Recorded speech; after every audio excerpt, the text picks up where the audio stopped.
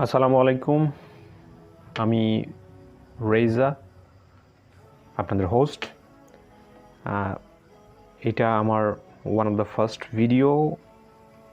So আজকের ভিডিওটা মূলত আমার ছাদের একটা ছোট্ট 8 থেকে 10 ইঞ্চি পটের মধ্যে, মাটির পটের মধ্যে আমাদের বাসার উত্তর পাশে একটা পুরনো একটা গাছ, বাগানবিলাস একটা গাছ ছিল। সেই গাছটার ডাল কেটে নিয়ে গিয়ে টবের মধ্যে লাগানো ছিল, পানিতে দেওয়া ছিল কিছুদিন, শিকড় বের হয়েছে, দেন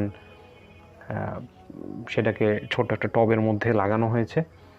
তারপরে আস্তে আস্তে এটার ডাল, নতুন নতুন ডাল বের হয়েছে, পাতা বের হয়েছে। এটার উপরে পরবর্তীতে পট চেঞ্জ করেছি কিছু গোবর সার দিয়ে। খুব বেশি মেনটেনেন্স আমার করতে হয়নি এবং প্রায় এই গাছটার বয়স প্রায় বছর খানেক, আই গেস 1 থেকে 1.5 বছর হবে।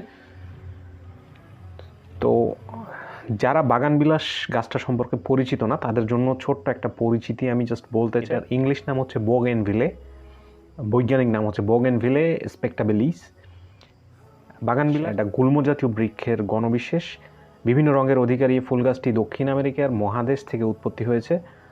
মূলত উষ্ণমণ্ডলীয় দেশসমূহ সহ মার্কিন যুক্তরাষ্ট্রের দক্ষিণাঞ্চলে গৃহসজ্জা কিংবা বাড়ির চারপাশের সৌন্দর্য বৃদ্ধিতে লতা জাতীয় গুল্ম হিসেবে বাগানবিলাস জন্মান। ফরাসি আবিষ্কারক লুই অটোইন ডি বোগেনভিলের নাম অনুসারে এ গাছের নামকরণ রাখা হয়েছে বোগেনভিলে, বা আমরা বাংলায় বলি বাগানবিলাস। এই গাছটার মোট প্রায় 18টা প্রজাতি রয়েছে। এর অনেকগুলোই বিশ্বের সর্বত্র গরম আবহাওয়ায় ছায়াচ্ছন্ন পথ তৈরি বা বারান্দার শোভাবর্ধনে চাষাবাদ করা হয়। আবার শীতকালীন পরিবেশে গ্রিনহাউস প্রক্রিয়ার মাধ্যমেও এই গাছটি উৎপাদন করা যায়। আমাদের এখন এটা হচ্ছে নভেম্বর মাস, শীত আসন্ন প্রায়। এর মাঝখানেই গাছটা এখনই সবচেয়ে সুন্দরভাবে ফুল ফুটছে এবং এই গাছটা এখন সবচেয়ে পরিপূর্ণ অবস্থায় আছে, যার কারণেই মূলত হচ্ছে যে পুরো গাছটাকে নিয়ে ভিডিও করা। আগেও কিছু শর্টস, মেবি একটা শর্টস আমি আগেও দিয়েছি এই গাছটার বা এই ফুলগুলির, কিন্তু আমার আরও ছোট পটে 1 কেজি একটা দইয়ের পটের মধ্যে একটা ডাল লাগানো আছে, সেটার মধ্যেও কিছু ফুল আছে। সেইটার ফুটেজ আজকে দিতে পারছি না, করা হয় নাই।